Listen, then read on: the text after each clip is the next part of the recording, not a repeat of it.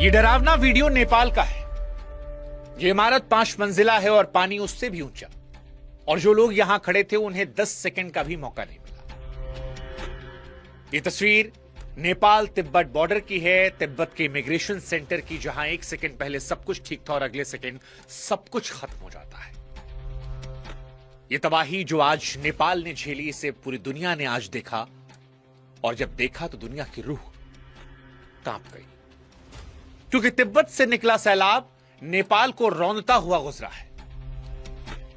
हिंदुस्तान इसको लेकर इसलिए व्यथित है क्योंकि नेपाल के साथ साथ इसमें हमारे भी 105 लोग लापता हैं। वो लोग जो भोलेनाथ के दर्शन करने कैलाश जा रहे थे, अब उनके घरों का फोन नहीं लग रहा। 30 से ज्यादा जवान थाने समेत बह गए हैं। जो बचाने वाले थे वो खुद लापता है। 60 मजदूर सुरंग के अंदर थे और सुरंग के मुंह पर पूरी की पूरी नदी आ गई। बांध टूटा, हेलीकॉप्टर बचाने पहुंचा था, लेकिन खाली लौटना पड़ा क्योंकि उतारने के लिए जमीन ही नहीं बची थी। और ये पानी रुका नहीं है, ये गंडक बनकर बिहार आ रहा है। 8 जिले अलर्ट पर हैं। लेकिन अगर आपको लगता है कि सबसे ज्यादा खौफ इन तस्वीरों का है तो आप गलत हैं, क्योंकि सबसे ज्यादा खौफ लापरवाही का है। 13 महीने पहले इसी नदी में यही तबाही आई थी, जांच हुई थी, रिपोर्ट बनी थी। उस रिपोर्ट में लिखा था कि यह दोबारा होगा, लेकिन शायद सब कुछ रिपोर्ट में ही फाइल हो गया। और उसके बाद कुदरत ने वो दिखाया जिसका अंदेशा उसने पहले दिया था। इसलिए कुदरत का सरप्राइज नहीं है। नेपाल जो झेल रहा है वो डिक्लेयर की गई मौत है, बस तारीख आनी बाकी थी। और इसीलिए आज सवाल नेपाल की इस त्रासदी को लेकर है कि जब सब कुछ पता था तो सैकड़ों जिंदगियां उस रास्ते पर किसने छोड़ी? क्या यह प्राकृतिक आपदा है या फिर इसके लिए जिम्मेदार हैं हम? नमस्कार, मैं हूं शुभांकर मिश्रा और आज नेपाल के लिए सारी दुनिया दुआएं कर रही है। लेकिन दुआओं के साथ साथ आज हम ये समझेंगे कि यह पानी आया कहां से। 13 महीने पहले जब वार्निंग दी गई थी तो फिर उससे सबक क्यों नहीं लिया गया? 26 अगस्त बुधवार सुबह करीब 8:30 बजे तिब्बत की तरफ से लेंदे नदी में कुछ होता है, गड़गड़ाहट। चश्मदीद बताते हैं कि ऐसी आवाज आई जैसे ज्वालामुखी फटा हो, और यह नदी नीचे आकर कहलाती है भोटे कोशी। वहां से चली तो सीधे उस दरवाजे पर पहुंची जहां से नेपाल चीन का सारा व्यापार गुजरता है। फिर वहीं पर बॉर्डर पर वो दरवाजा जहां से भोलेनाथ के यात्री तिब्बत में घुसते हैं, कैलाश जाते हैं। यानी उस सुबह मौत ने वो दरवाजा चुना जहां सबसे ज्यादा लोग खड़े थे, ट्रक वाले, मजदूर, पुलिस वाले और यात्री। इसके बाद 9 बजे रसू वागड़ी पहुंचता है ये सैलाब, और यहीं पर वो सीसीटीवी वाला सीन आता है। कस्टम, ट्रक, इमिग्रेशन सब बह जाता है। 9:15 बजे जिले के सबसे बड़े अफसर तक खबर पहुंचती है।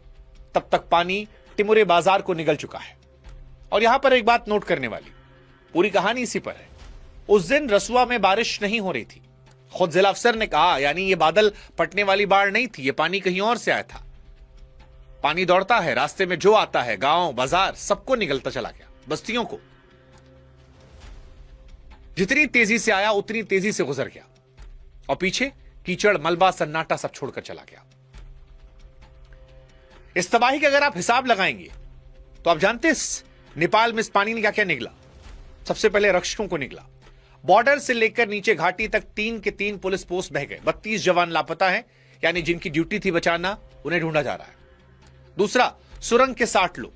लंगटांग हाइड्रो प्रोजेक्ट, पहाड़ के पेट में अंधेरे में काम चल रहा था। बाहर क्या हो रहा था कोई अंदाजा नहीं। सुरंग के मुंह पर पूरी नदी आई, अंदर से कोई खबर नहीं, सब बर्बाद। तीसरा, हेलीपैड बह गया, हेलीकॉप्टर को लौटना पड़ा, सड़कें कटी हैं। फौज के जवान चट्टानों के सहारे बच्चों को निकाल रहे हैं। बांध, उनको नुकसान पहुंचा। 216 मेगावाट के अपर त्रिशूली प्रोजेक्ट का बांध टूटा तो पहाड़ जितने सैलाब में बांध का रुका पानी भी जुड़ गया, त्रिशूली बाजार में घुसा और सब बहा ले गया। 13 पावर प्रोजेक्ट सब ठप में, और इंसान 22 मौत की पुष्टि हुई है। लेकिन यह आंकड़ा छोटा है क्योंकि लगभग 400 से संपर्क टूटा है। 291 विदेशी हैं, 105 भारतीय हैं, 37 एनआरआई हैं। सबसे ज्यादा तो कैलाश रूट पर है।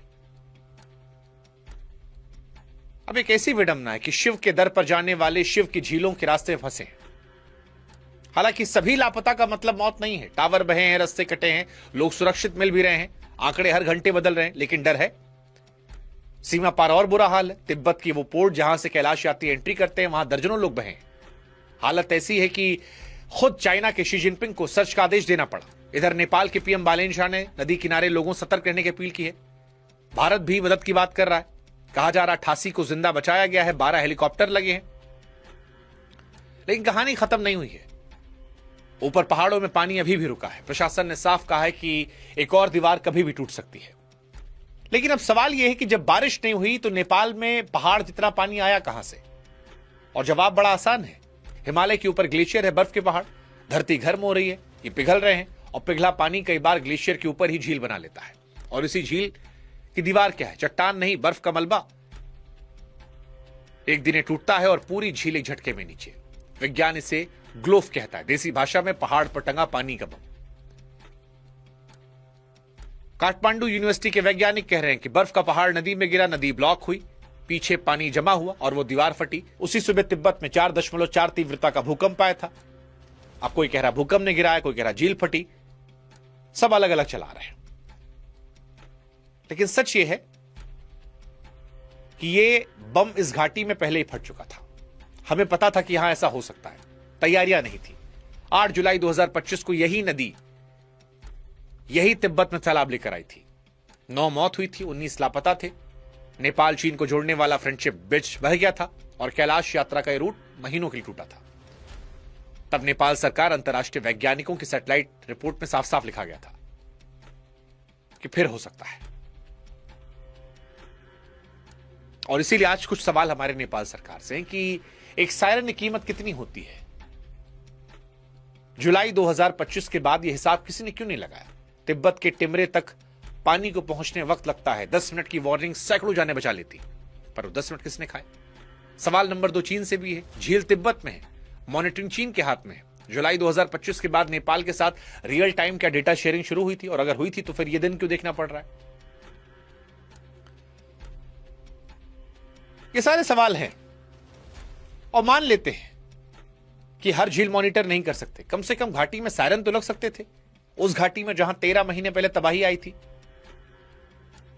कई तस्वीरें ऐसी हैं जो डराने वाली हैं, जैसे जेसीबी ड्राइवर वाली रही। नहीं पता था, जैसे हमको नहीं पता, सब काम कर रहे थे। और सच यही कि जलजला पूछ कर नहीं आता, कोई अलर्ट नहीं, कोई सावधानी नहीं, कोई मैसेज नहीं, एक आवाज, सब खत्म। ये तस्वीरें परेशान करने वाली हैं। और इस तबाही ने इंसान के भगवान तक को नहीं छोड़ा। यह तबाही का पानी 100 किलोमीटर दौड़कर नारायण घाट तक पहुंचा, जहां भगवान बुद्ध की मूर्ति थी। उनके चरणों तक गया, शांति के प्रतीक तक। कैलाश के पैकेज बनाने वाली ट्रैवल एजेंसियां जो जानती थी इसी रूट पर तबाही आई है, क्या उन्हें यात्रियों को बताया था कि रूट कितना हाई रिस्क है? हाई रिस्क का कागज साइन करवाया था? नहीं। 13 महीने पहले जब हमने बताया, इसी पर ग्लॉफ आया था। तो भारत सरकार के लिए भी सवाल है, क्या कैलाश यात्रा के लिए कोई एडवाइजरी थी, कोई रिस्क असेसमेंट, जो इतने सारे नागरिक पहुंच गए? ये बम सिर्फ नेपाल के ऊपर नहीं टंगे। अभी चमोली में 2021 में 200 से अधिक मौत, सिक्किम में। ये जो बम हम जिनका जिक्र कर रहे हैं, जो डैम बहने की बात कर रहे हैं, ये हमारे यहां भी उत्तराखंड, हिमाचल, सिक्किम, सब जगह लटके हैं।